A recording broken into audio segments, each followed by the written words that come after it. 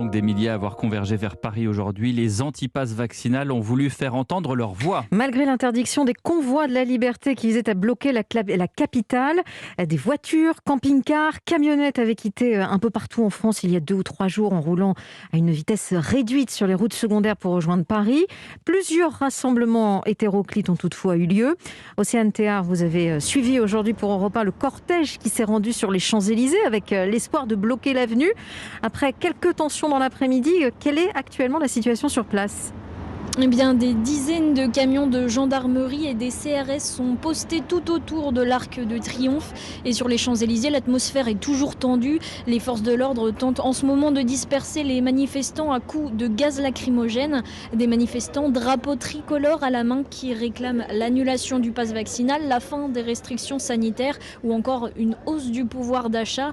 Parmi eux, criant à plein poumon le mot « liberté », il y a Karine, les yeux cernés. Cette habitante du Gard est arrivée dès ce matin sur les Champs-Élysées. Je viens de traverser la France là depuis jeudi et là de voir le peuple qui est là pour la liberté tout simplement. On veut être libre de notre choix pour notre corps, libre de vivre comme on l'entend, comme on était en fait. Et si quelques manifestants arborent des gilets fluo, tous ceux que j'ai rencontrés le répètent, ils n'appartiennent pas au mouvement des gilets jaunes. C'est le cas de Christophe venu de Valenciennes. Même si on assimile ce mouvement-là, on l'assimile aux Gilets jaunes d'il y a 2 ans, aujourd'hui c'est le convoi de la liberté. Quand on voit qu'il y a des gens de Marseille, Montpellier, tout le sud, ils sont remontés ici à Paris, c'est pas pour rien.